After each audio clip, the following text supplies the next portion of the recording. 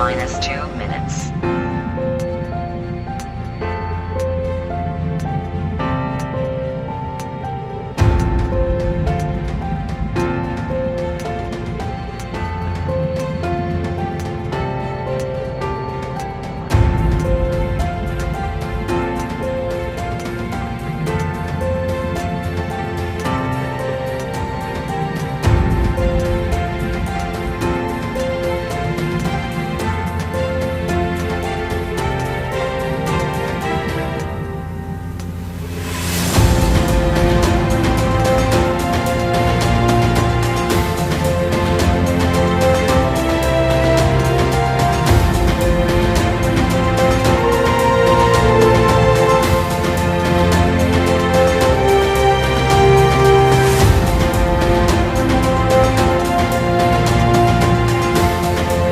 Minus 1 minute.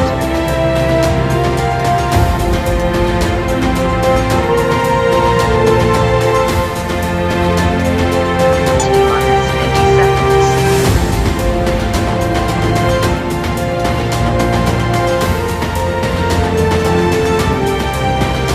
Minus 40 seconds.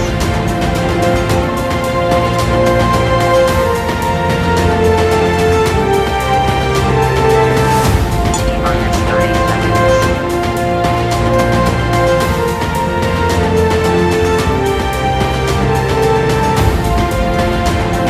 Minus 20 seconds.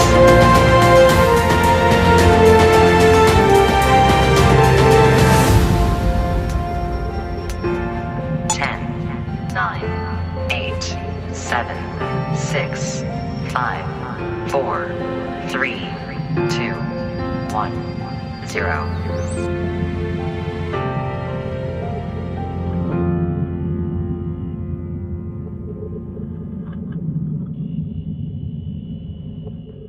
Hello, everyone. It's that time for the J Moore Tech Talk Show, where we answer questions about technology, explain the way they should work, and why they don't sometimes. And now here's your host, John C. Morley. Well, hey, everybody. Welcome once again to the J Moore Tech Talk Show. And it's another great Friday, the last Friday of the month. Marcus, it's great to have you here. How are you doing tonight? I'm doing outstanding. And the last Friday, did you just say that correctly? Yeah, it's the last Friday of the month. Next Friday is going to be the 2nd of April. And that's no fooling. Man, where do time go, John? I don't know. I mean, this whole thing with the pandemic and just things are moving really quickly, aren't they? Yeah, it is. It definitely it is. I don't know. But speaking about things moving along, Google, Facebook, and Twitter's CEOs, they're starting to possibly get into some hot water, and it's more than just a jaw drop. Unfortunately, the feds are turning up the heat for them. And they're going to have to start, let's say, explaining why they had misinformation being disseminated on their platform. Oh man. Woo, talking about stuff being moved along pretty fast. So yeah, the vaccine hesitation and COVID, this is just information that can be quickly misconstrued, and Facebook, Instagram, and Twitter, all of these big boys, they know it. They know it. And they just don't want to lose their base. They think they can just bully their way into staying relevant. I agree. And now that, you see these pictures of these people with their jaws basically dropped, they're worried. Yeah. And I think what's really going to drive this is what's happening with the unemployment. Are they going to give more? Are they going to give a fourth stimulus check? I mean, there's rumor that there might be a fourth one. I don't know if that's true or not. But people are really just kind of like almost in waiting mode. You know what I'm saying? Like, Right. they don't want to go back to work, Marcus. No, they don't. There's a lot of people who's gotten very comfortable with the way things are. That's why they call it the new normal, because it has been normalized. But the government can't just keep handing out money forever. Absolutely not. It's gonna run its course, and I think it has already. And people just need to face the music. Well, speaking about facing the music and bringing Google back again, so Google's cloud caps sales commissions as their losses are continuing to pile up. Oh, pooey, Last year, Google said that they lost 5.6 billion, not a million, billion on their cloud computing business infrastructure. I guess the biggest question here that I got for you, John, is this due to like just competition, or just the fact that people aren't trusting what Google's doing? I think it's coming down to a couple things, Marcus. One, I believe that they are starting to lose trust in the American people. Mm. We see people going to Duck and other browsers. I think they're starting to lose their share. And if they keep going the way they're going, there may not be a G in the name anymore. Now, I'm not saying tomorrow, but I think they're going to clean things up before that happens. However, a lot of people I talk to, they're not putting the confidence in them.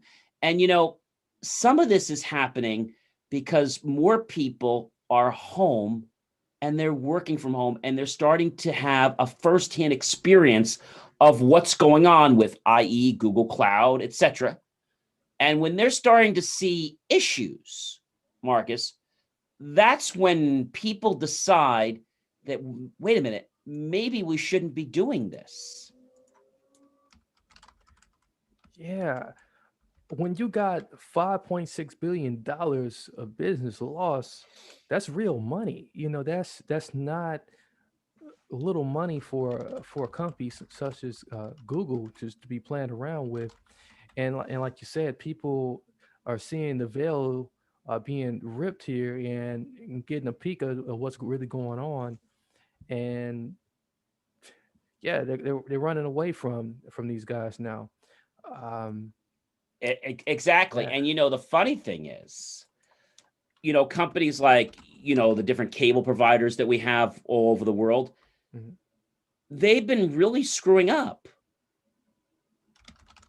And, nobody was really doing anything about it except they're starting to complain. But I got to tell you, there's some class action lawsuits starting to be filed against these big cable companies. I know Altice, New Jersey's having some big issues because they're starting to admit that there were problems. And now they're going on the federal level, and the FCC is starting to realize it, not because of a complaint, Marcus, because of a pattern of complaints. And as well as I do, the government doesn't get involved with one complaint or two complaints. There has to be a string of them over a certain period of time for them to really get involved. Well, these companies have tried to monopolize their markets for way too long, and people are waking up, like you said, John. You right on track here, and they're sick and tired of it, and now with like the old saying says, is like with every great empire, it must come to a fall at some point. I always say that if you're on this side of the table today, always be nice to people because you never know if the table's going to turn. And that goes for you on your side, or it goes for you being on the other side, because the tables can turn. And I think if we have a humble attitude and the table flips, it's not such a big deal. But when we come with this higher than mighty attitude, with an ego bigger than the largest building in the world, that's a lot to chew on. It definitely is. And you can't bully pulpit people for long. No, you certainly cannot. Speaking about technology, and a lot of firsts have been happening. Seeing the CEO's jaws drop like we've never seen. Seeing Google Cloud cap sales commissions. These are firsts. Well, we have another first. The first man to ever talk on a cell phone. My next guest is Mr. Martin Cooper. He was involved in the wireless industry since 1954, 29 years at Motorola, including forming and managing the division that created and ran Motorola's cellular business when it was the world leader. You remember those times, don't you? Yeah.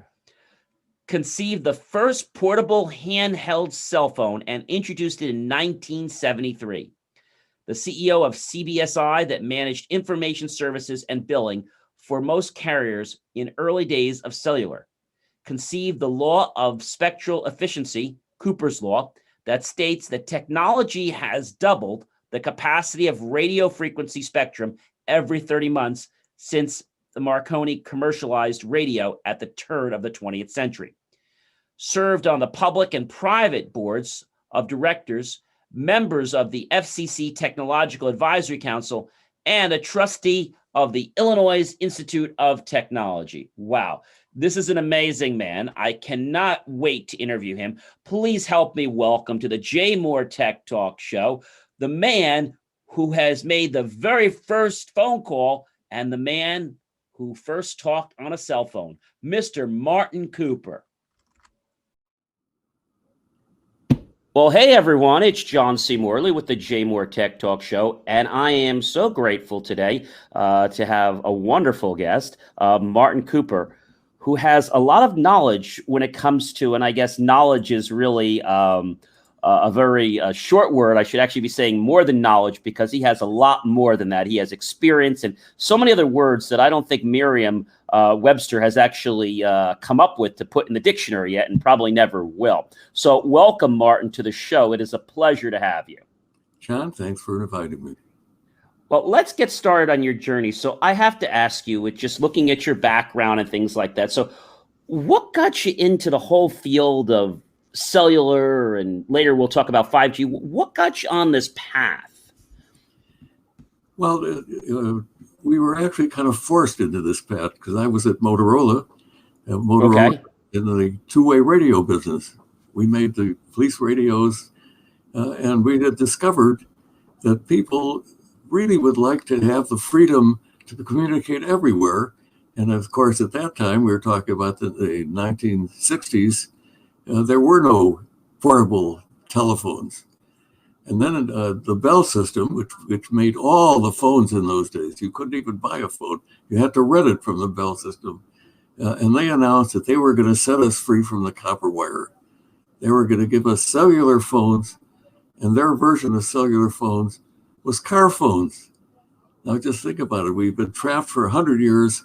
We've been tied to our desks, chained to our kitchens by that copper wire, and now the Bell system is going to set us free only when we're in our cars. We didn't think that made sense, but the Bell system has a lot of influence with our government, and it sounded like they were going to win the battle, that they were going to get to be a monopoly and force us to have only car phones for our cellular service. We just thought that was impossible. And that's when I decided the only way we're going to persuade the world, here we are battling with the biggest company in the world, the only way we're going to win that is to actually show people what the freedom of being able to communicate anywhere was. And that's how we started with the cell phone.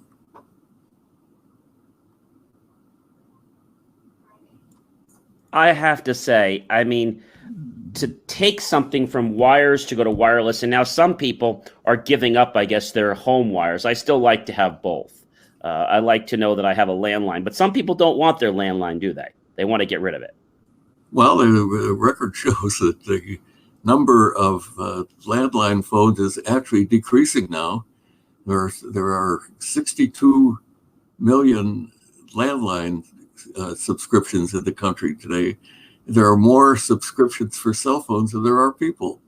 Over 400 million cell phone subscriptions. So the landline is disappearing. Now, when you mentioned about, working with the wireless and getting into obviously the first cell phone, I know my very first cell phone I got when I was in college, and it was a pack, probably about this big, and I think it was around $4,000 or $5,000. It was by Mitsubishi or NEC, and you had to have a workout every time you carried it with you. What was the first cell phone like that you actually worked with? It's funny that you say that. I happen to have one. This is the very first portable handheld cell phone. This is an exact replica of the phone that I made a call on the streets of New York on April 3rd, 1973. As you can see, just so you get the right idea, when we designed the phone, it was a little phone, just like a modern phone. And then we had to put in thousands of individual parts. These were primitive times.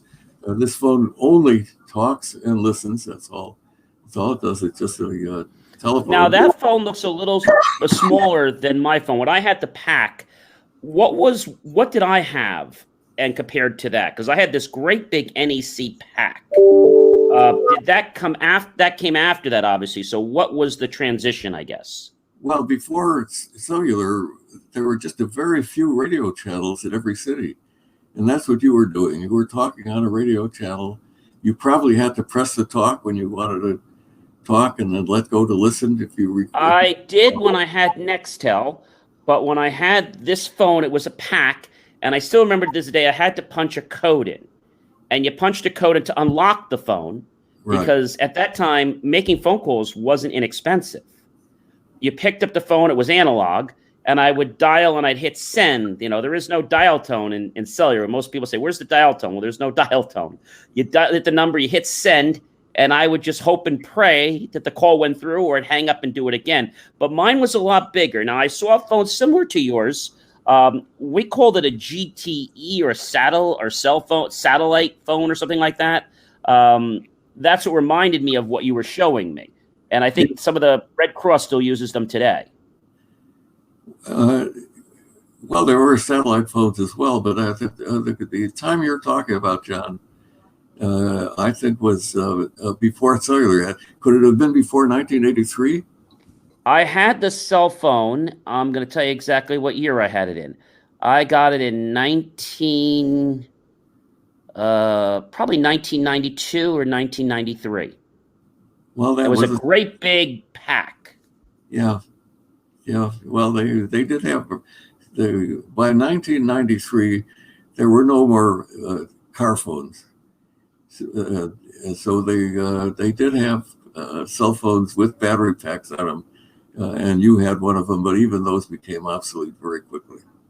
And then after that, I did put the pack into my car, and I still remember to this day that it would take a lot of battery usage, and also the horn. You had to buy a separate kit to allow the horn to go off. So when you were out of the car and people were wondering, well, why is your horn going off? Oh, that's my phone ringing. Your phone ringing. And that was like bizarre because nobody knew what that was. That was like unheard of. It was very ahead of its time. That's a good example, though, of freedom means you don't have to think about the technology. If I may ask you, Martin, if you can share us, who did you call? What was your first call? Where did you call? And how long was it? Well, you remember that the Bell System I mentioned was the biggest company in the world. They really didn't think much of us at Motorola. We were a little company. They didn't think we had any influence. And so I decided that I was going to call my counterpart in the Bell System, a fellow named Dr. Joel Engel. And he was running this whole enormous cellular program for AT&T. And I was being interviewed by a reporter, very much like yourself, John. I thought about who should I call? And I took out my address book. Remember, at that time, if you had an address book, it was on paper. And I serendipitously thought about Joel Engel, and I called him, and miraculously he answered the phone, not his assistant. But I said, he says, hello. I said, hi, Joel, it's Marty Cooper. He says, hi, Marty. I said, Joel, I'm calling you on a cell phone, but a real cell phone, a portable, handheld cell phone. Silence on the other end of the line. I suspect gritting his teeth.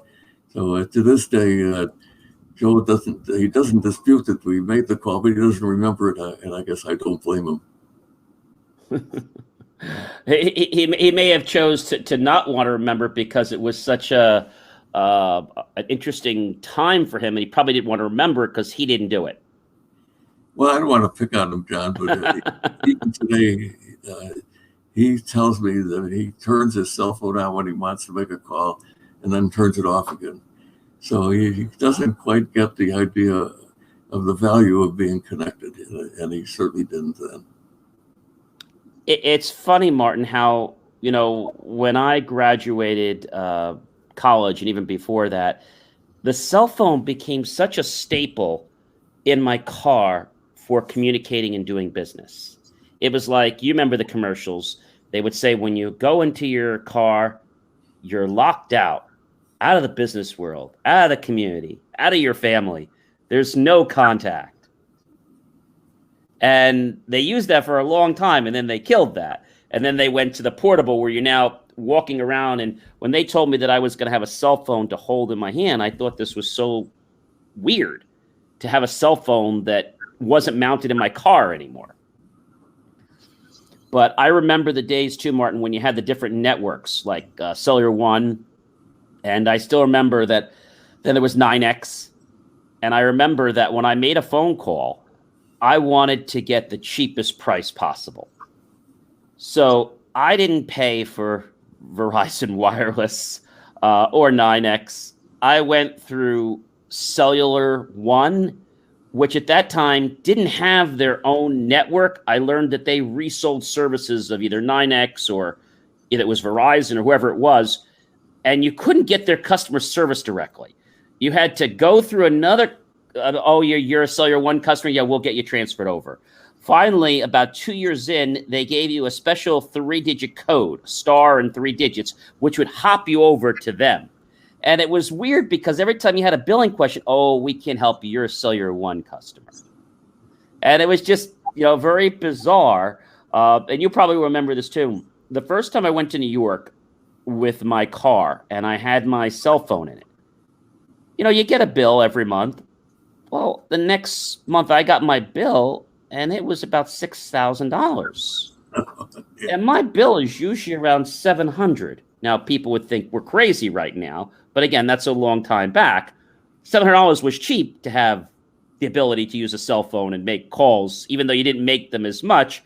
I still remember having a plan that was 60 minutes or 45 minutes. And, you really use those minutes sparingly because the cost for those minutes, Martin, as you know, they weren't cheap. And then we had roaming, which finally they got rid of. So I would come back and I'd get this bill and I would say to the company, I didn't make those calls. Well, you were in New York. I said, yes, I was in New York and I came back home. And if you know, I made a call actually just a few minutes before that call. And I was actually in Bergen County 2 minutes before that call. How could I be in Bergen County and then 3 minutes before be just outside the Lincoln Tunnel? Well, we don't know. I said, I'm going to tell you how that's possible. You see, I think somebody cloned my phone. No, that's not possible. I think it is. We're going to have to escalate this to the fraud department.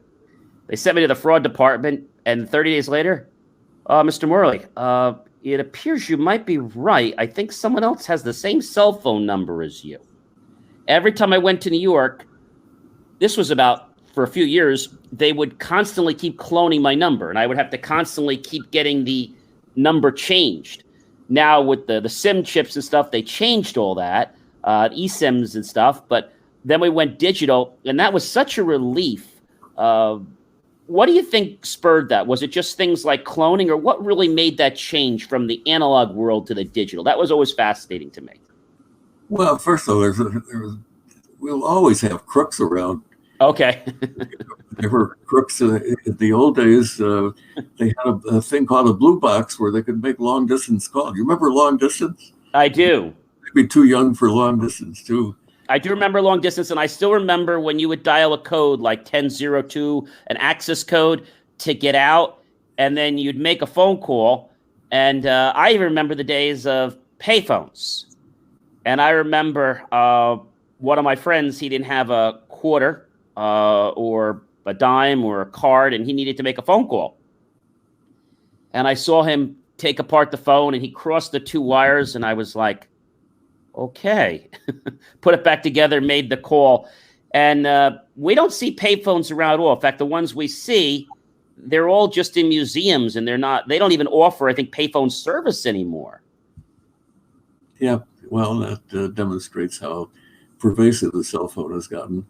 And even more so in developed countries, undeveloped countries. In Africa, smartphones are not the thing. Just any phone will elevate people, give them ways to save money, to transfer money. So we brag about what the smartphone does in this country. In Africa, over 1 billion people over the last 20 years have moved out of poverty, largely because of the cell phone. So the cell phone is doing a lot more for people than just allowing them to call home and ask what's for dinner tonight on the way home. Did you ever think, Martin, that the cell phone would become as much of a household name and use and business use as it is today? Did you think it would be as revolutionary as it is? Of course. We never predicted that we would have a camera, the internet, integrated circuits. We never predicted that the phone would get as complicated as it is today. But we knew that everybody someday would have one. And what we said when people asked us that question was, someday when you were born, you would be assigned a phone number. And if you didn't answer the phone, you had died. So yes, we knew that everybody was going to have a phone someday. And some people have multiple numbers. And I remember when they had the ability to get multiple phone lines on one phone. And that was a great enhancement. There are more subscriptions of cell phones in the world today than there are people. So I don't think there's ever been an invention or a service that has been that pervasive in such a short time. It's only been 40 years. To have something from 0 to more than the number of people in the world is quite remarkable. Now, something that always comes up a lot, Martin, and I'm sure as it started and now today it's changed. I think there's something called SARS. There's like a safety level for the phones. Was that a lot different back then? I mean, they were a lot more dangerous back then. Today, the FCC has clamped down on everything. What was all that like when you were first starting with the cell phone? We always were concerned that maybe radio waves had some effect on people. And we studied that 50, 60 years ago at Motorola, because we were selling handheld portables, not very different than today's phones. And we wanted to be sure that people weren't going to be hurt by them. In that last 50, 60 years, there have been thousands of tests of research, of analysis. And the fact is that there is no known phenomenon that can allow these radio waves to affect you in any way at all. What radio waves do to your body is they warm it.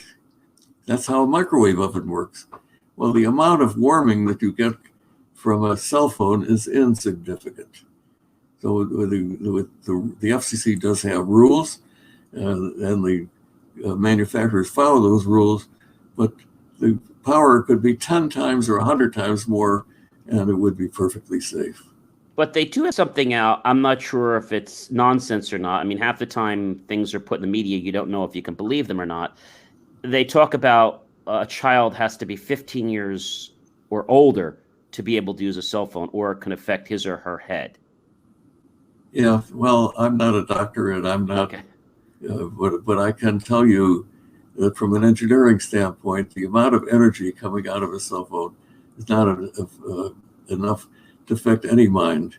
So people are, I think, are being overly cautious, but caution is not necessarily a bad thing. No, it's not. I mean, they ride under a tower and suddenly they think they have a headache. I think some of it is in their mind. Not that they don't have a headache, but I don't know if it was really the cell phone that caused the headache. Yeah, I think you're exactly right. If you're going under, Psychosomatic disorders. yeah, there's less energy coming to your head from that tower than from your own cell phone, and even that is insignificant. Now, when you developed this product, can I ask you what was the name or the model? Do you remember the model of the phone that you developed? What it was called? Was there a model number or? Really, the very first phone we called the Dynatac, and Dynatac stands for Dynamic Adaptive Total Area Coverage, because I had in my mind all the technology that could make cellular much, much more effective.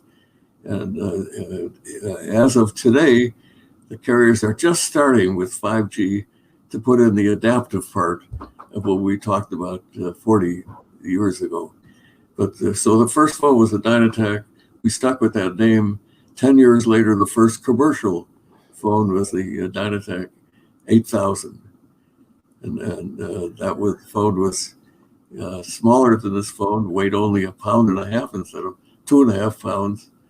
But that was. How long was that phone able to operate for on standby, and how long could you talk on it for with the battery life? By the 1983, we had gotten up to an hour of talk time, and if you were lucky, the battery would last a day. But you would have to charge it every day. Of course, you'd have to do that with modern phones, but that phone only talked and listened. That's all it did. Didn't have any other data capability. It just was sending a signal to. Right. The only complicated thing was it would remember your favorite numbers. But, is it very similar to the way I'm also a first responder and also being an engineer? I have a license to talk on FCC for my radio. And, you know, when you think about how that's doing, is it very similar to that principle? Or would you say it's a little more dumbed down than that? Because we're basically toning in a frequency number, and then we communicate on that. Is that similar to how the first cell phone operated, that it was a pre-programmed frequency, or not quite that elaborate? Well, that's how also cell phones work. With the Okay. technology is that when you want to make a phone call, you are connected into the network, and the network finds you a channel. And there are actually, what they do with modern cell phones is amazing technologically, but you have a choice of thousands of channels, and the system will select this channel that has the highest probability of having a good signal, assuming that there is coverage. Mm-hmm. So there's a lot of stuff that goes on every time you make a cell phone call, but as I mentioned before, that's a sign of good technology. When all this stuff goes on, and all you know is that you're getting connected. And that there's no crackling, because I know in the very beginning you got crackling, and if it transferred from tower to tower in the beginning, I don't think the calls were really transferring to towers. Then they expanded it so that the towers could handshake and pass the call. That wasn't something that came out in the very beginning, I don't believe. Well, it was, because that is what cellular is. They call that handoff. Handoffs, okay. From one cell to another, or from one signal to another, that the call switches over, and it should be seamless. You should not even hear it. And of course, today it is. But we had growing pains at the beginning. In the beginning, being on a car, you know, making calls and knowing that you made a call, and if the weather was bad, I guess it didn't make, I always say it didn't make it to that tower. It didn't make the jump. And sometimes the call would be dropped. Yeah, well, that was really pre-cellular. They had just a few radio channels in the city. They could accommodate maybe 100 people in New York. Well, there were 100 big shots in New York that would insist on having services. So they put 1,000 people on. What happens when you put 1,000 people on enough channels to only handle 100? You every degrade the service, just like what happens with the internet. You have connection problems and dropouts and That's right. unavailability issues. Well, in New York, in the late 1960s, the chances of getting on a channel when you want to make a call were like 1 in 20 during the busy hour. Okay. So it wasn't very good service. It reminds me, it's to something that still happens today, even with all our technology. It's not happening during the pandemic, unfortunately, but when it's New Year's Eve and the ball drops, and you want to call your loved ones and friends and wish them a happy new year, if you don't have that call ready to go before the ball is down, you're going to get unavailable. Your phone's not going to be able to make a call, and it's just going to be useless because they're not expecting that many people to just all go online at one time. Depends You never where- have a problem any other time, though. Yeah, depends where you are, but you're right. In some places, there is so much capacity now. Really, think about it, that you have the option of several thousand of radio channels every time you want to make a call. Well, if you're in Podunk, Iowa, you'll never, ever have a problem. There always will be a channel. If you're in Times Square trying to make a phone call when the ball drops, it would take a lot of capacity to handle all of those phone calls. I remember my first actual portable cell phone, and I went to Europe. And it wasn't so easy getting a call over there because at that time you had to have a different phone. It didn't have GSM. It wasn't able to handle the different networks. So it was a major project to get a phone that would allow me to make phone calls. Now you can just, pay for what you need as you want and dial it in. Yeah, it is quite miraculous. It took a lot of work to make that happen. But you can now travel around the world with one phone and talk almost everywhere. Now, what happened after you got that cell phone developed?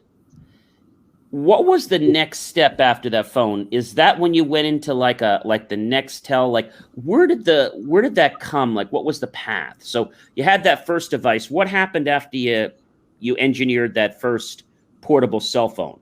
What was the next step after that? Well, we've been through multiple generations, as you know. We Yes. talk about 5G. There was a 1G, 2G, 3G, and so forth. So the first phones were analog. The technology was very similar to what a radio station was. That lasted for perhaps 10 years.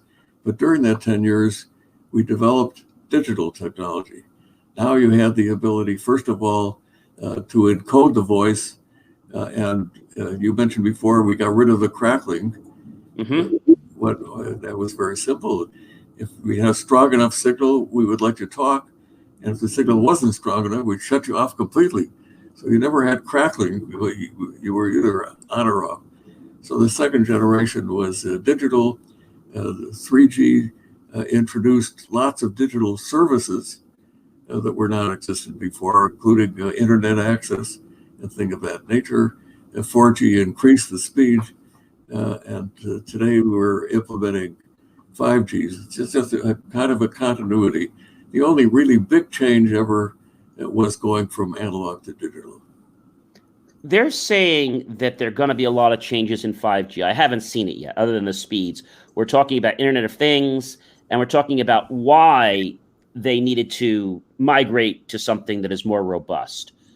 Are we going to see this other than speeds? Are we going to see anything different? Because what all the media always says is that, we're going to get 5G, and this is being done because of the new immersive technology, AR and virtual reality. And also E911 is now going to be part of buildings, they say, so that when you're using your phone, it's now going to go through a different network than it does now. Well, you're absolutely right about things like virtual reality. We've got a long way to go before we have 3D virtual reality or augmented reality. But so the carriers have introduced 5G. It's very expensive. It's at least for people like Verizon and AT&T. It's focused on what's called millimeter waves, very high frequencies. which are only practical in the most dense areas, downtown New York, downtown Chicago, downtown LA. And as far as people are concerned, you will not notice any difference at all. The two big things that happen with 5G are super high speeds and low latency. John, when was the last time you had a latency problem? So I don't think I've had a problem. The last time I had a cell phone problem was probably about a year ago. I have the new 12 obviously right now, Max. I would say it was probably a year ago, and I was trying to make a call, and the biggest issue was that the calls were dropping. And what I've noticed with these phones, the Apple and all other phones, the phones are designed, Martin, as you know, to fail. The antennas go bad after a period of time. And so what had happened is once I got the new phone, it was working perfectly. It was nothing to do with the network. It was really my phone communicating. Oh, is that you say you had a phone failure? Yes. Interesting. I had a phone failure, and it was with the antenna. Everything else worked fine. The data was fine. But you're correct. There's no latency. The only issue that I have right now is there's one area in Franklin Lakes where I am, and there's one road. And when you travel on this one road, I would say they've gotten better, but 90% of the time or 85% of the time, you'll get through that road if the weather's nice and you won't lose the call. But I usually start saying, hey, I'm on the road here in Franklin Lakes. You know where I am. I'm about a half a mile from where I'm going to lose you. So if I do, we'll have to call each other back when we get to the end of the road. Well, John, you have captured the whole idea very quickly. What 5G offers is super high speeds that are really not very useful for people, low latency, which you would never, ever experience, a whole bunch of complicated things that are good in factories. But what you want, you don't want all of those things so that you could never experience them. What you want is good coverage everywhere. Yes. And you gave me an example. 20% of the country is not covered, and it may be a lot more than that. So, and the second thing you want is affordability. Yes. And today, the U.S. has one of the highest costs of wireless internet access in the world. And that is terrible because at the beginning, we had the lowest cost cellular service. And the reason is our carriers are investing huge amounts of money into 5G, which we won't see any function for years. And for some things, like running factories, they have a thing called the Internet of Things. Yep. And my view is we haven't finished the Internet of People yet. And there ought to be a balance between 5G and serving the needs of today's customer. And so if it sounds like I'm on the campaign trail, I am, John. You definitely are. And already these wireless providers are stating that they're not going to be allowing unlimited data anymore if you pay for it. If you're in the 5G world, well, we're now going to cap you on the amount of data you use. Unlimited calls, but we're going to start capping you on your data after a certain point.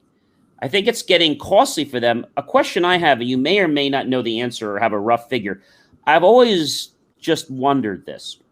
When I pass by now and see these cell phone towers, and some that look really beautiful like a tree, others that look like a statue, you'd swear they had nothing to do with cell phones. But what does one of those towers cost to build?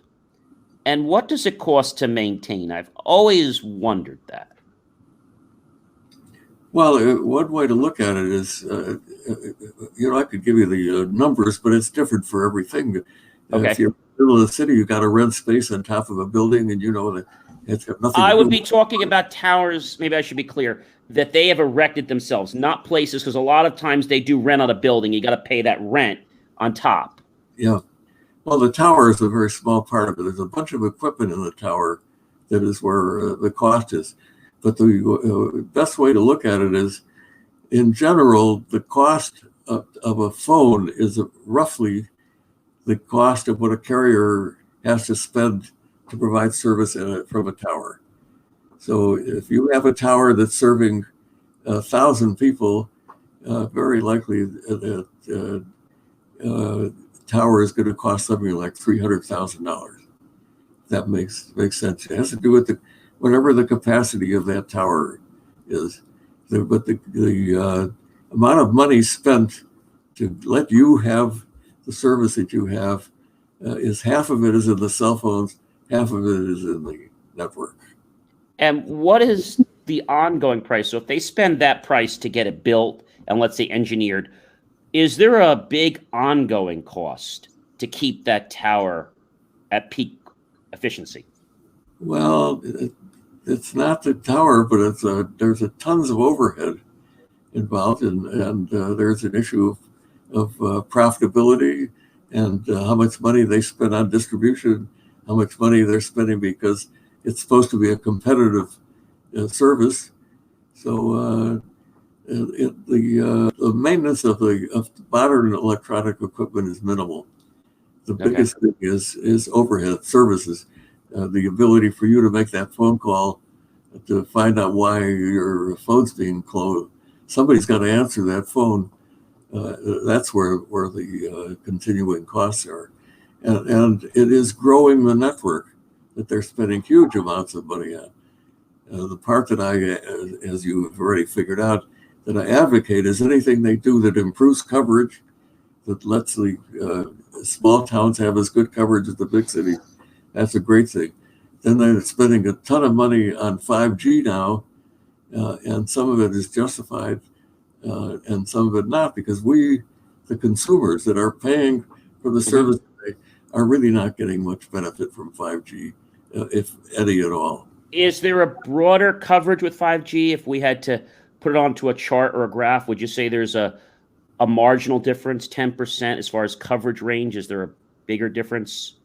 Not at all. Not at all. 5G has essentially the same coverage, except when it's from these millimeter wave towers, the microwave towers, in which case the coverage of a single tower is just a few hundred feet.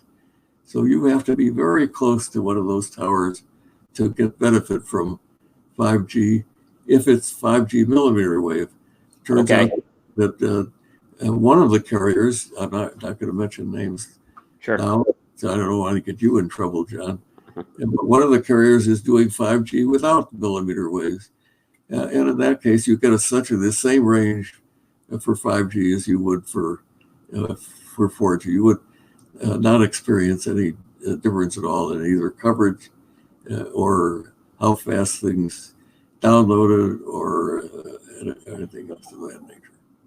And for our viewers, by the way, I'm not going to say which one either, but you can actually read under the specifications because they're required to tell you under the disclosures how they're providing service, and you can literally see if they're doing that or not. They don't make it like front news, but when you read the disclosure, they have to tell you, especially in their public offering statement, they have to tell you what they're doing.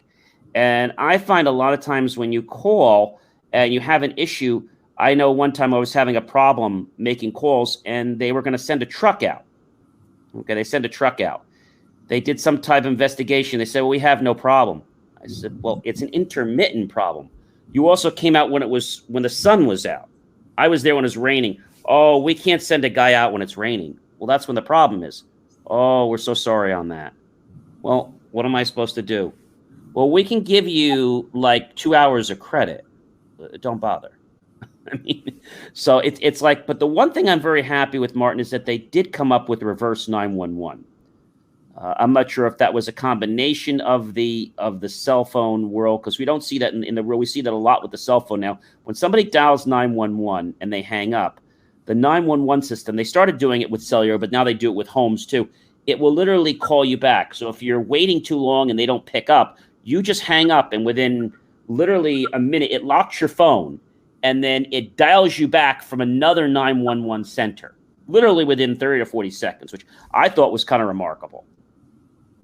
Yeah, well, if you, I know you don't do commercials on this thing, but I've just come up with a new book called Cutting the Cord, And one of the premises I make in my book is that we have only started with the technology and with the benefits that cell phones bring to society.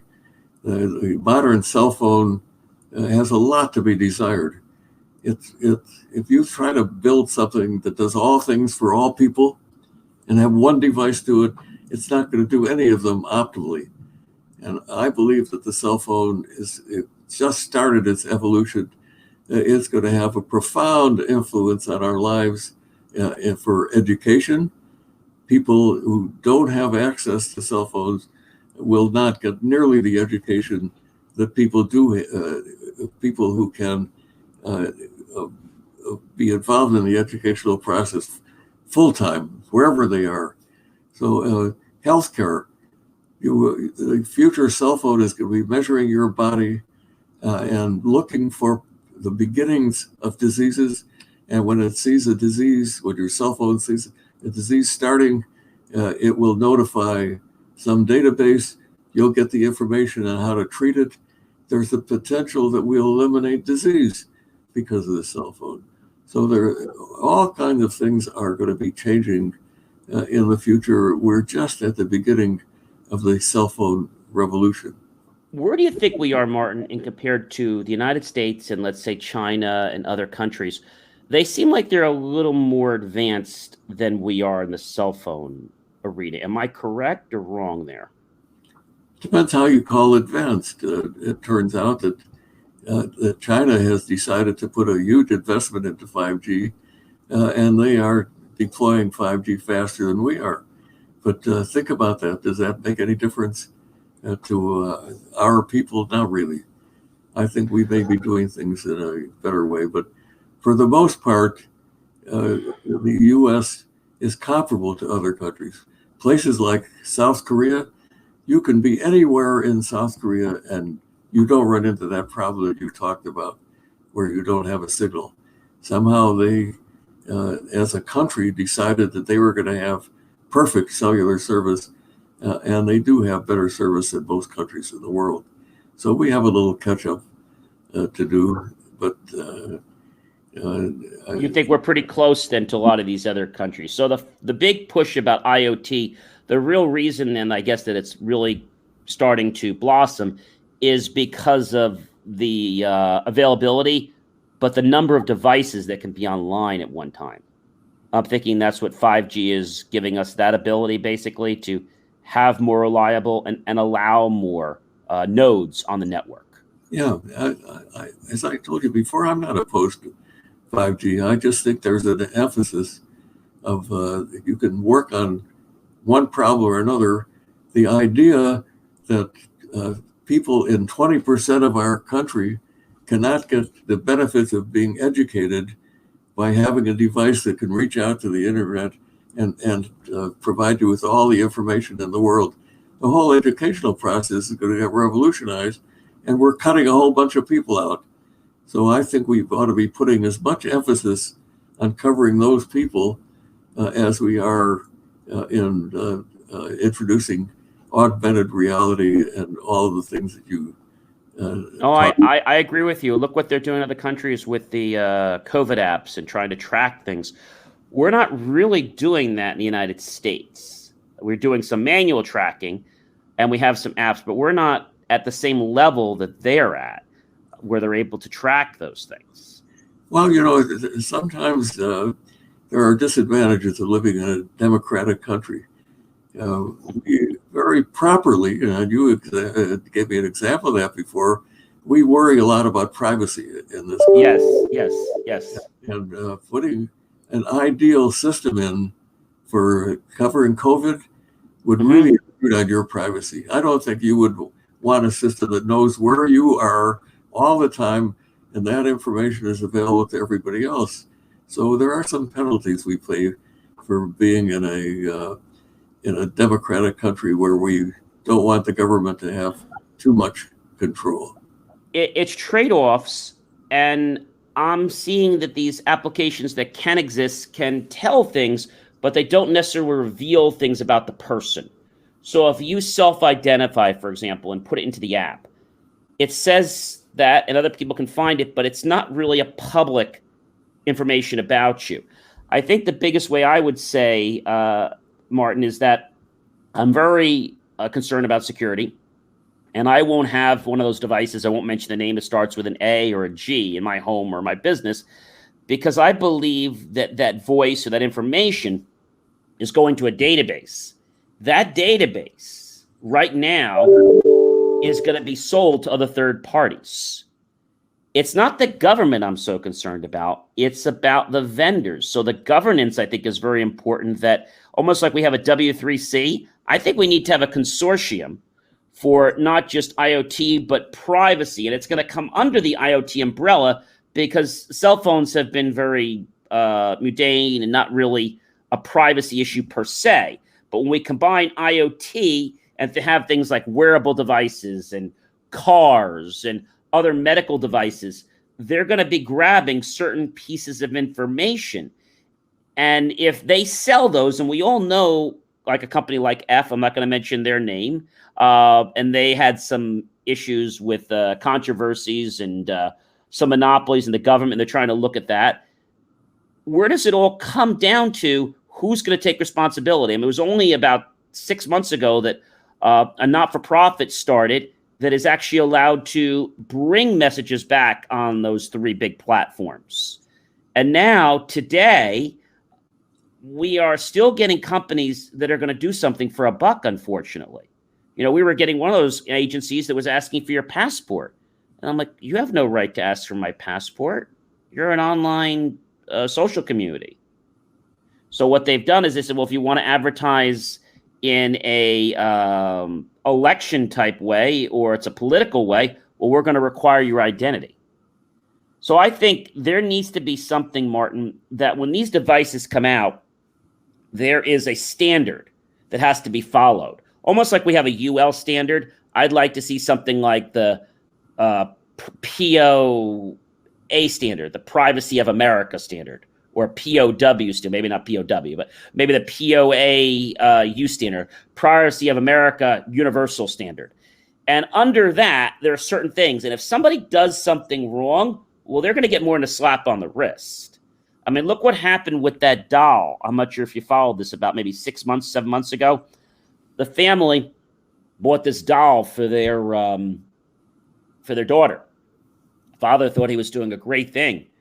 The girl was playing with the doll, was having so much fun with the doll, and they're playing games, and the doll was saying, what can I sing for you? What kind of game can we play? And it all seemed very innocent. Then a week or two goes by, and the doll gets hacked. The doll has no PIN code on it. It's linked to an Apple or an Android device. The hacker gets in through the website, and suddenly that same doll that she became friends with is asking other questions. Hi, when are your parents home? Are they here all day?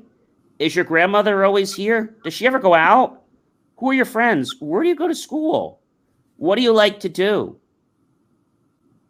And this gets what I call live and very dangerous. We wouldn't give our credit card out to a total stranger, right? Then why are we putting so much trust in technology when we haven't first tested it ourselves? You've put your finger right on it again, John. The whole world of data is upside down now. What these companies are doing is analyzing us continuously, just what you said. They know our habits. Mm-hmm. They get information about us. That information has value, right?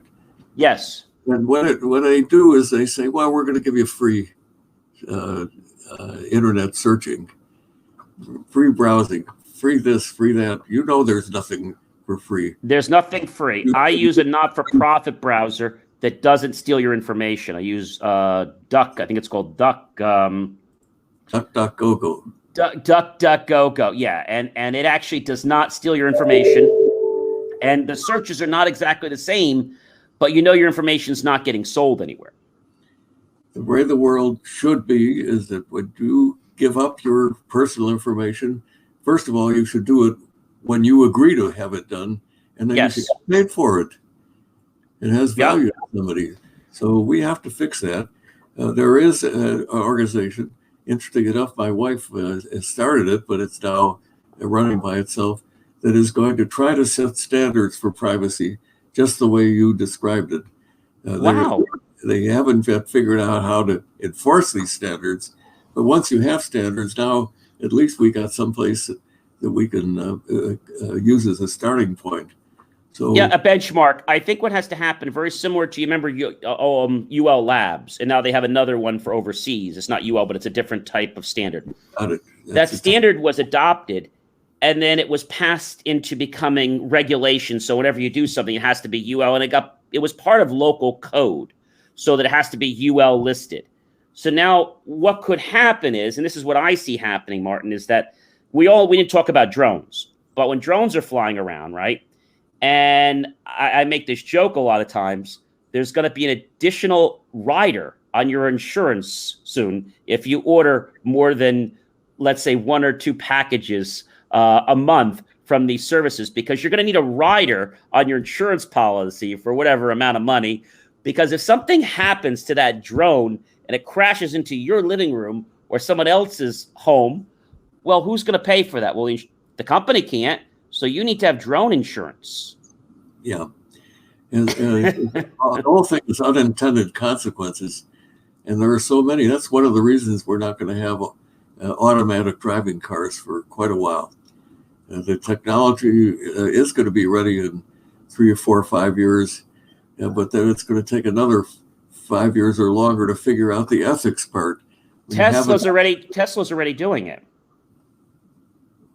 Well, sort of. Sort of.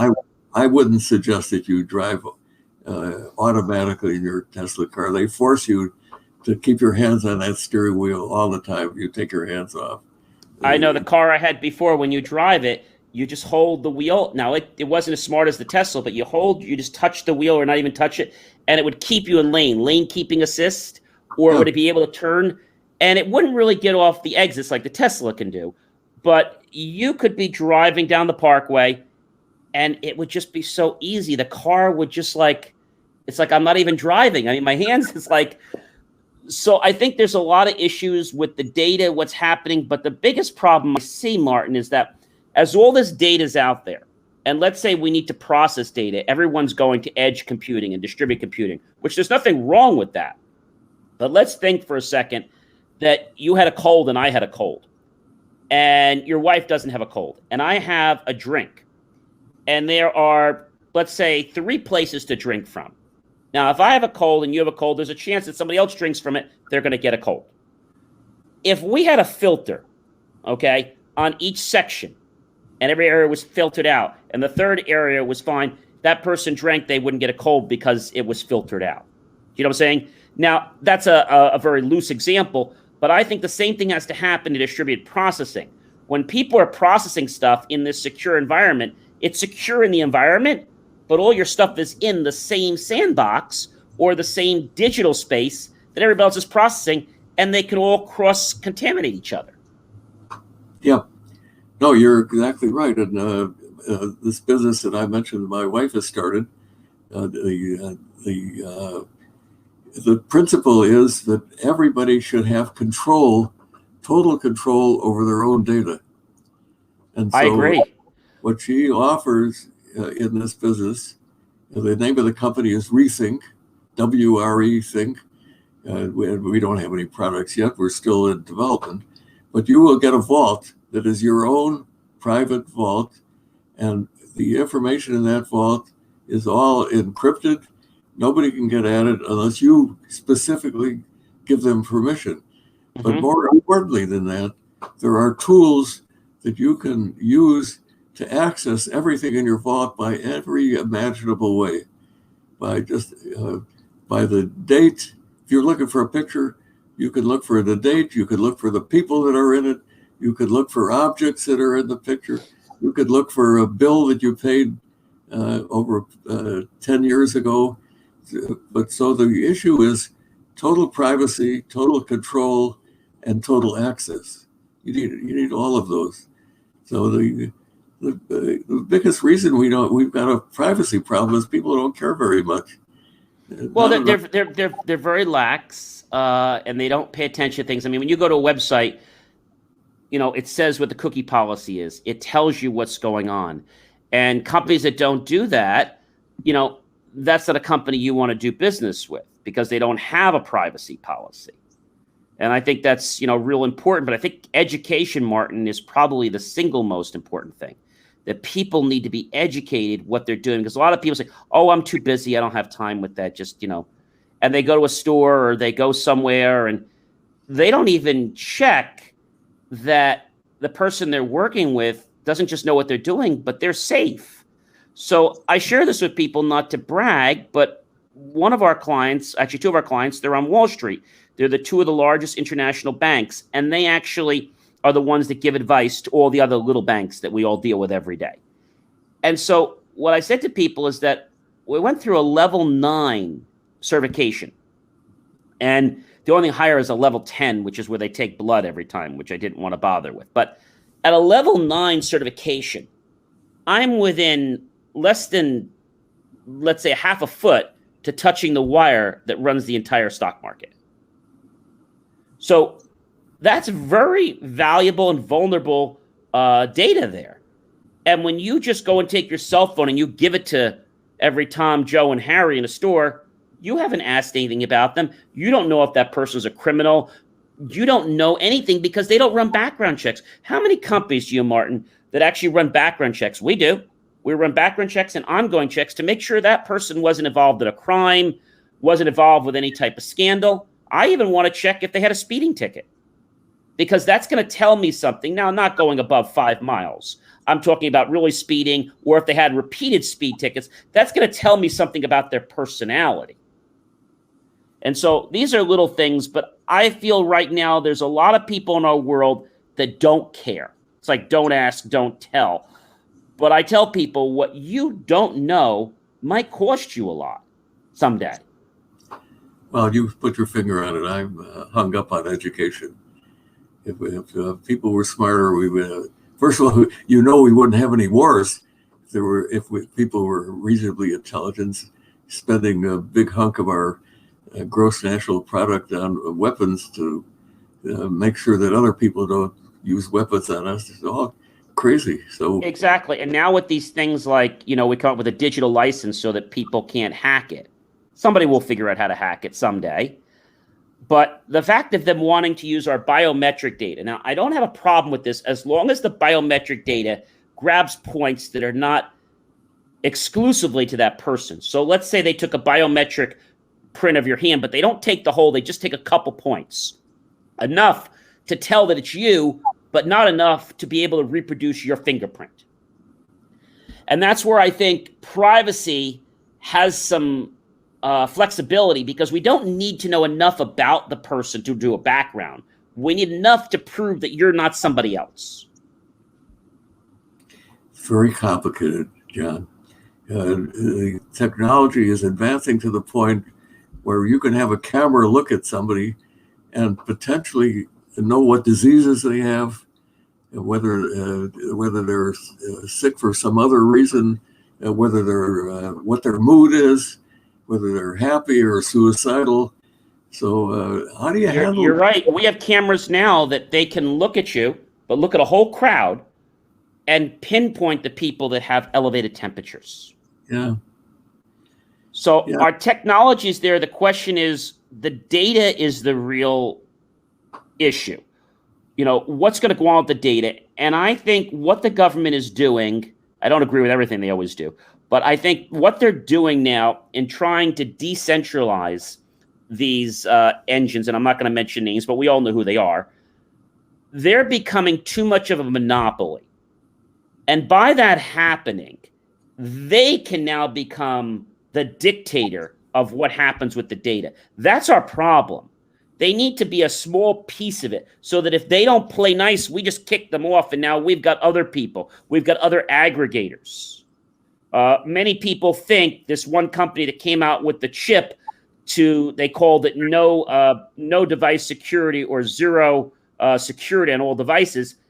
They made it seem like it was them that came out with the chip. It wasn't.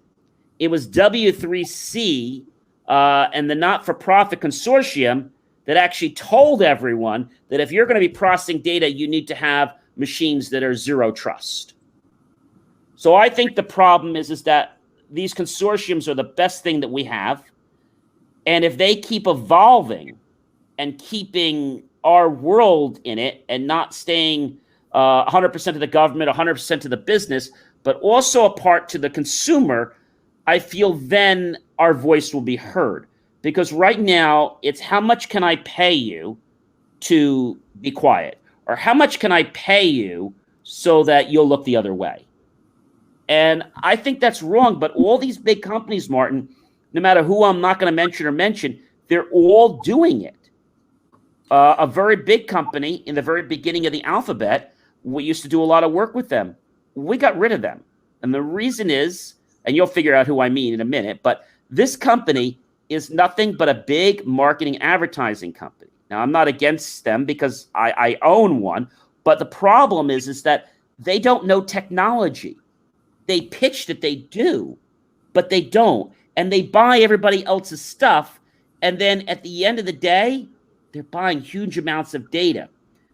About 7 years ago, Martin, so I own a tech company. I'm an engineer.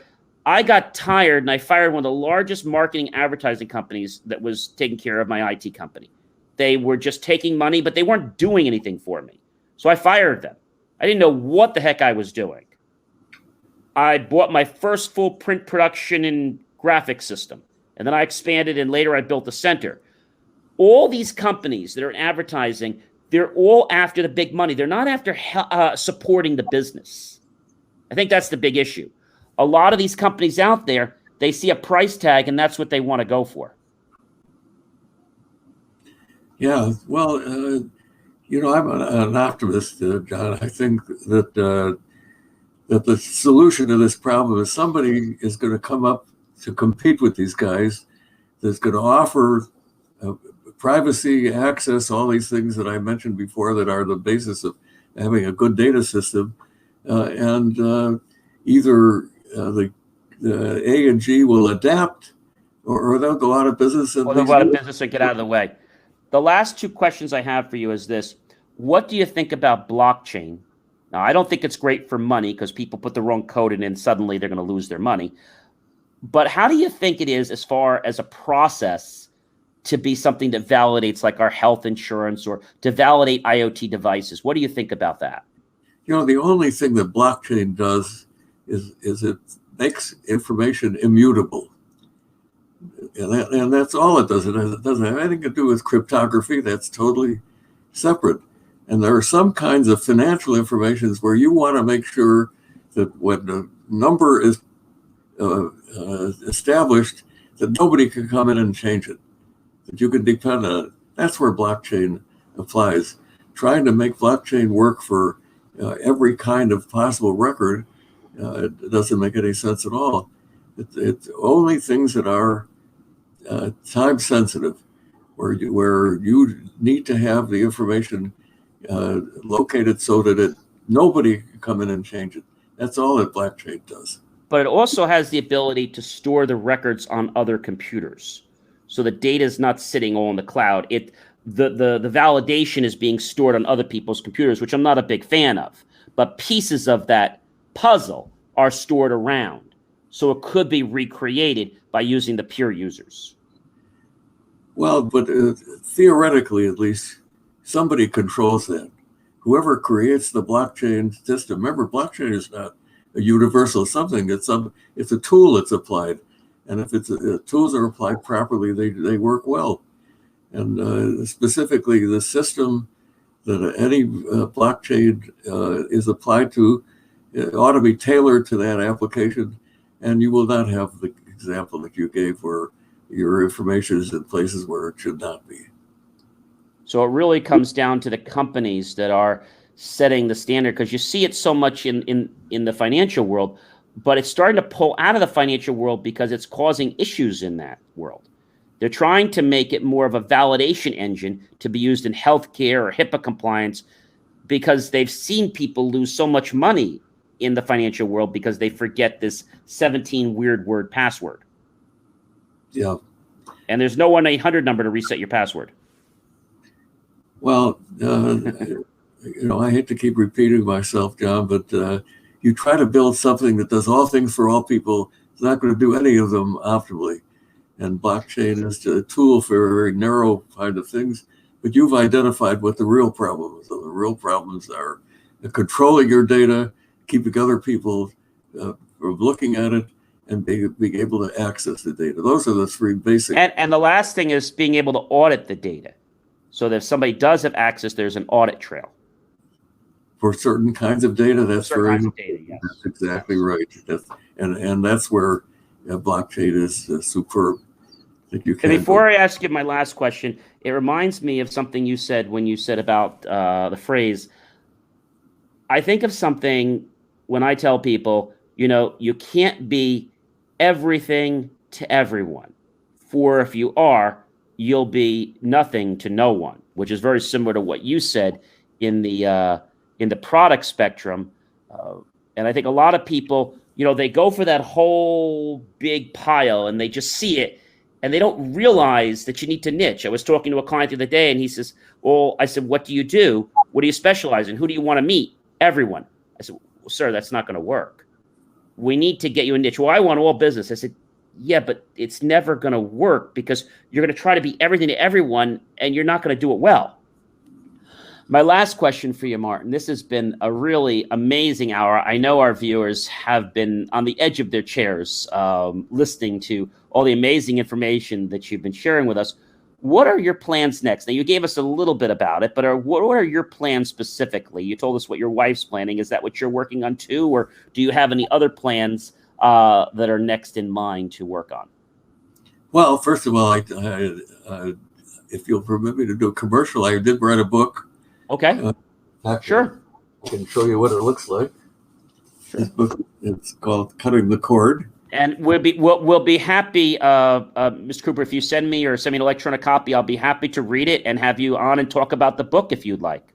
I'm ashamed that we didn't do that already. I will get that out to you very quickly. I'll be happy to have you back on. It was a pleasure just getting to talk with another innovator and engineer that really has an understanding for education and really seems to care about everyone else in our lives. And you embrace something that actually was one of the reasons I never worked for one of the largest companies in the world. And I started my own. When I was in college, I got an offer to work for a specific company. I'm not going to mention who.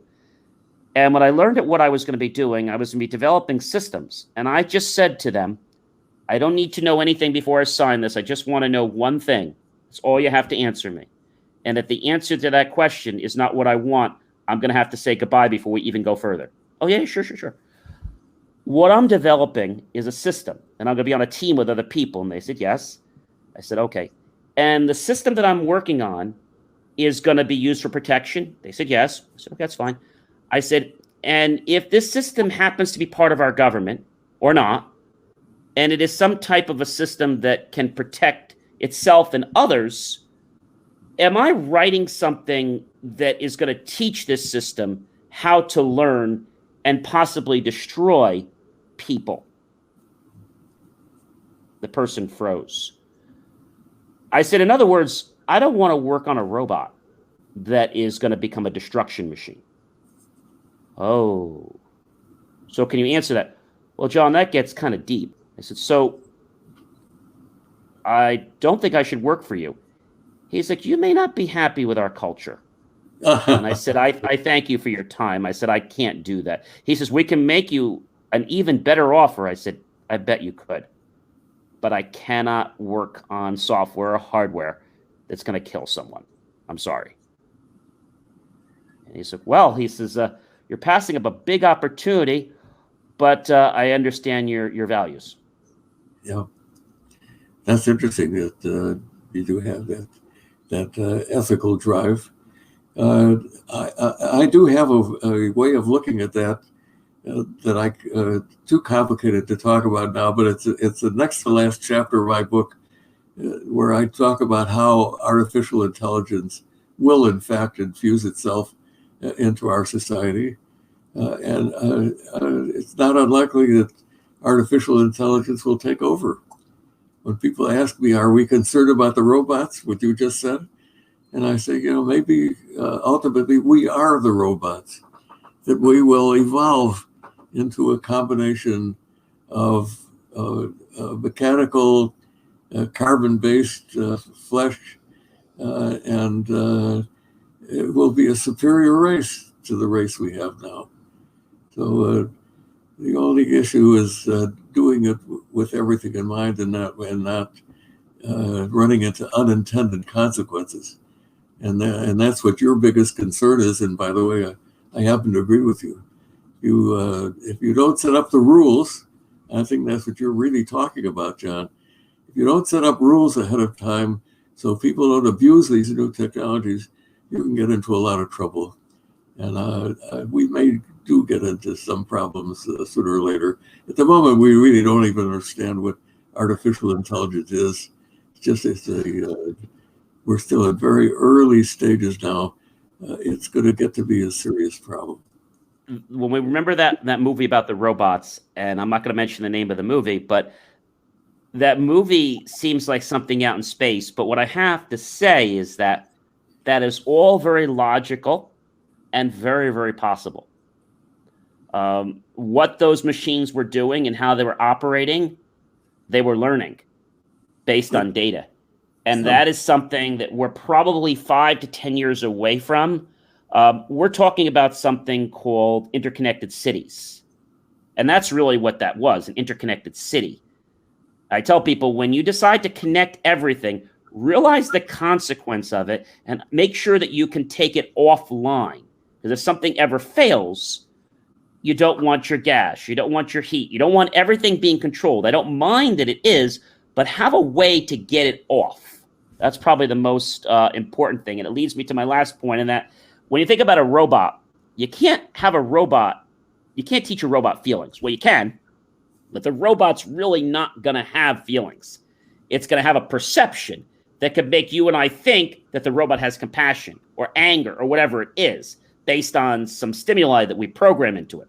It can even have a sensor in its arm that could actually warm. So when it puts their arm on somebody, the arm is warm just like a person is. But these are all facades that we can create. And if people get down this road, my feeling is that they're not going to be able to tell what's real and what's not. And that's another scary road that we could go down. Martin, this was an amazing, amazing interview. I hope that you will definitely come back on our show and you'll send me a copy of that book, because I would just be so touched to read it and to re-interview you again in a few months and talk more with you about some of your amazing discoveries. You've got great ideas yourself, and you're a superb interviewer, and anytime you want me, I'll come back. Well, Martin, again, it is a pleasure. Thank you so much for being part of the Jay Moore Tech Talk show. And please do keep us advised on everything that happens, and even maybe be able to interview your wife someday, too. It sounds very interesting what she's working on, too. Great to meet you, John. Great to meet you as well.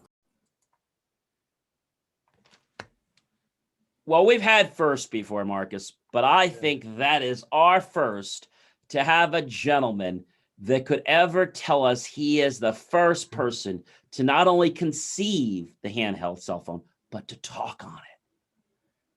Boy, just history in the making here on the Jay Moore Tech Talk show.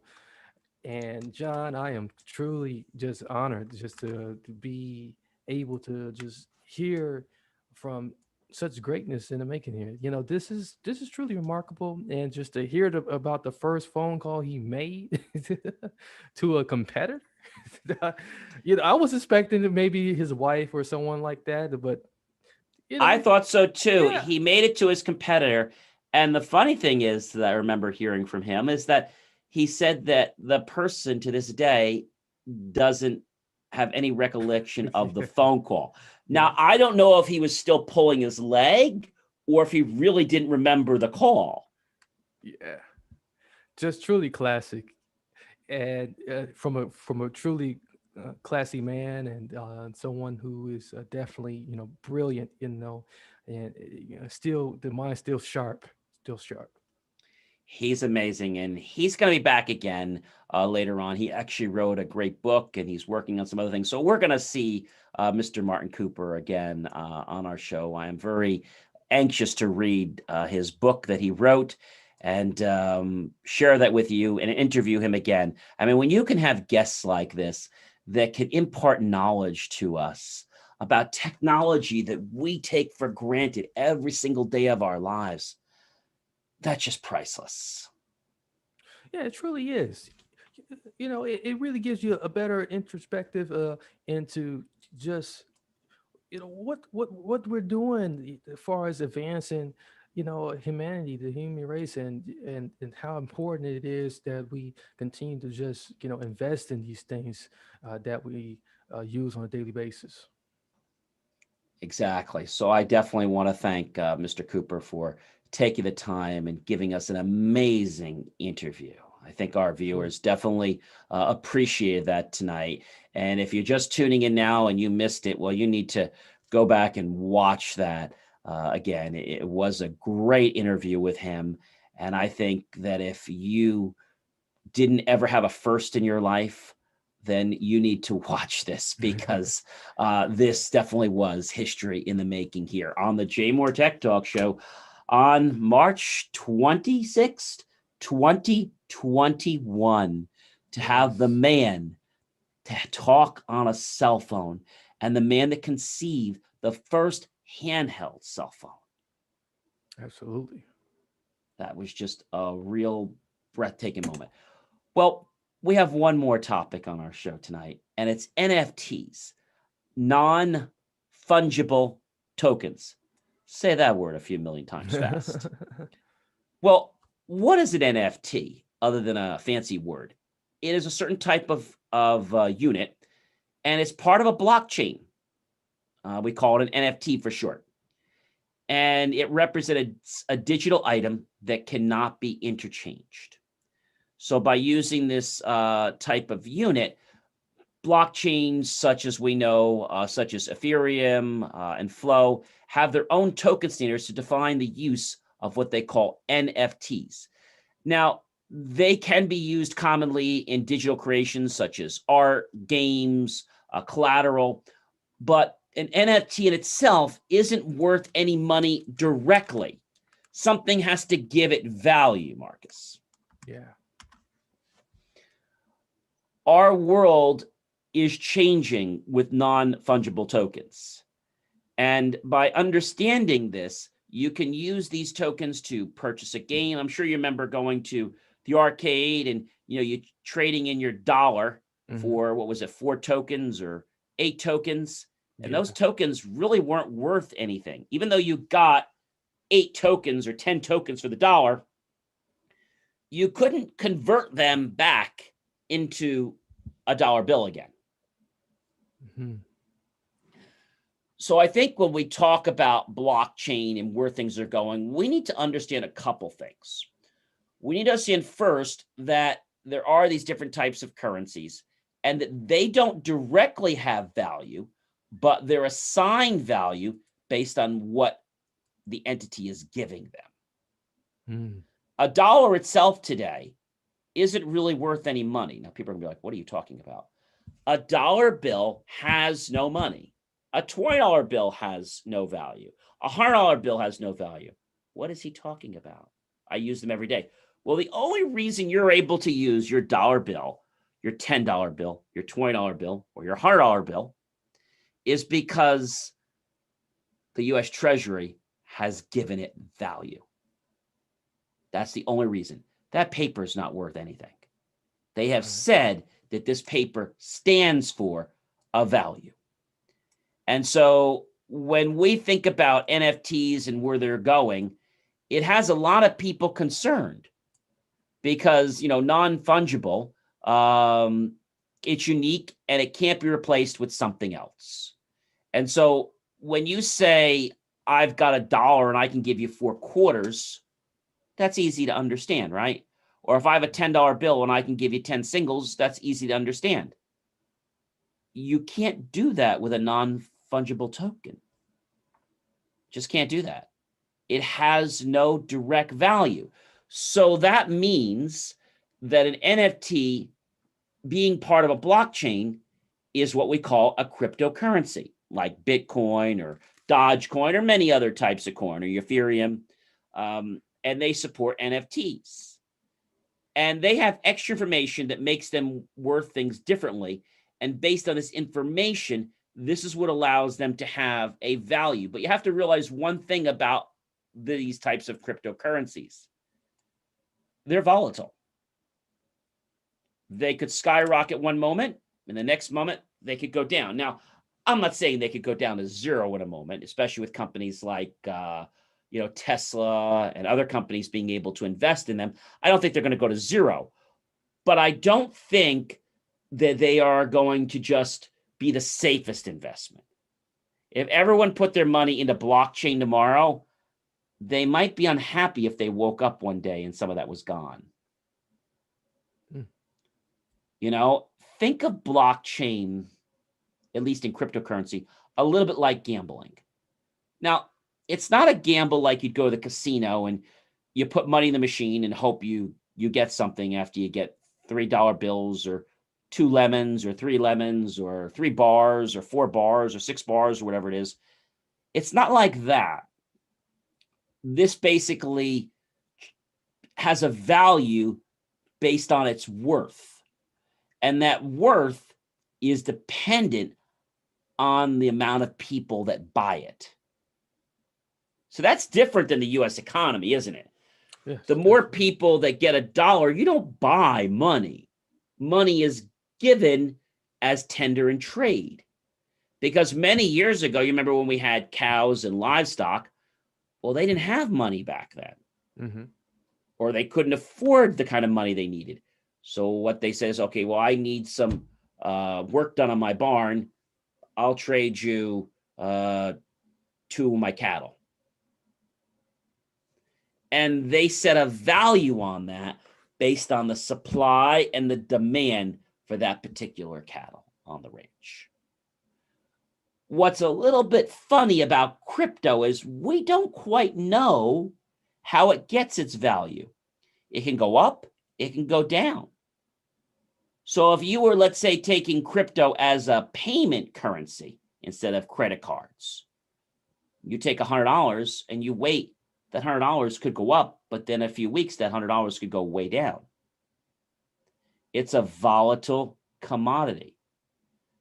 I like cryptocurrency from the perspective to manage, own, and retain it based on other people earning it. But I don't like the idea of ever buying cryptocurrency to replace cash. Right. Because that volatility is just going to be all over the market. And I think people need to understand that. It's not FDIC insured. It never will be. And if you understand that that's how cryptocurrency works, and you're going to be someone that, think of it like a day trader, and you get your money in and you trade out, well, who's going to watch their money that closely? Are you going to watch it every second? Oh my gosh, I better withdraw it in about 20 minutes or I'm going to lose it. Or maybe I should leave it in, let it cook, or let it get a little warmer for another few hours, and then I'll take it out. People don't want to deal with that. You know what that's like, Marcus? That's like day trading. Yeah, it is. Yeah, and we all know that you can lose a lot of money day trading, and as much as you can gain it, you can lose it just in 3 seconds, literally. So I will tell you this. There is one particular, and I usually don't recommend these things, but there is one particular company that I've actually been involved with. And the only reason I share it with you guys is because there's a lot of bad companies out there. And what I mean by that is they give you a false line of goods. That's the best way to explain it to you. They tell you that you're going to make the sun, the moon, the stars, and really you don't make anything, because at the end of the day, nothing is really guaranteed. There is a company that I've been with for a very long time called GS presentation.com or GS Partners. And that's great for somebody who wants to be in on the opportunity to make the money. But being a user is something totally different. And the other thing that I like with this organization, Marcus, is that they allow you to take money and actually have it anonymously. So you can make money privately, and that money can then be spent on a card you can purchase anonymously. What I think is going to happen, Marcus, is those that don't get in on this grandfather level, the rules are going to change with the IRS and the government 5 to 10 years. And anybody that gets in is no longer going to be anonymous. But those that came in on the grandfather level, they're not going to be able to touch those people. Yes. Because this is something that is so new to the world. But if you're going to use cryptocurrency and think that you're going to make $1 million, you'll probably lose 10 million. Because we all know how fast you lose money in cryptocurrency. If you're going to use it to make money, I think it's a great concept as long as you're not using it for the money making. You're using the opportunity to make money, other people investing. But when you ask people to get cryptocurrency and to buy it, we're going to eventually lose the dollar bill someday. It's going to go away. We're going to go to digital currency. And that digital currency is going to have a value. I think right now, everybody thinks cryptocurrency is the be-all, end-all. And although it's very good and it's great, there are things you need to understand or you could lose your shirt. Yeah, and a leg right along with it. So yeah, the leg and everything right along with it. And before you know it, where you started, that little bit of profit that you started, you're going to be upside down. And what we mean by upside down, for those of you that are following us, we don't mean an ice cream sundae that you would turn upside down, and just have to turn right up. We're talking that if you had a value of something, let's say that was $1 million, well, your value will now be negative $1 million, or actually just a penny less than that. Because if you were at negative $1 million, you wouldn't have lost anything. You would have broke even. If you're at negative $1,001, well, now you're going to be in the hole. So that's what we mean by being upside down. And when you get upside down, it's not very easy to turn that right side up like it is a snow cone or an ice cream cone. No, not at all. Well, listen, this was a great show. And before we sign off for tonight, I want to let you know that we have another great guest coming up. I'm sure you knew that. We have another great guest coming up next week. And, with these great guests we have, it is absolutely amazing. And I love interviewing. So with our next guest, we're going to be, Marcus, into the first, can you believe this? We're going to be into the first Friday of April. Once again, these things these days just roll around in here. We before you know it, we be in May. Joel Hawk, a great person who wrote an amazing book.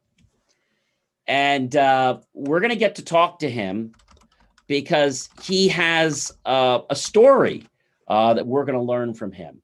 And his book, which you may or may not be familiar with, is called The Eggshell Effect. We'll have a link to it on our next show.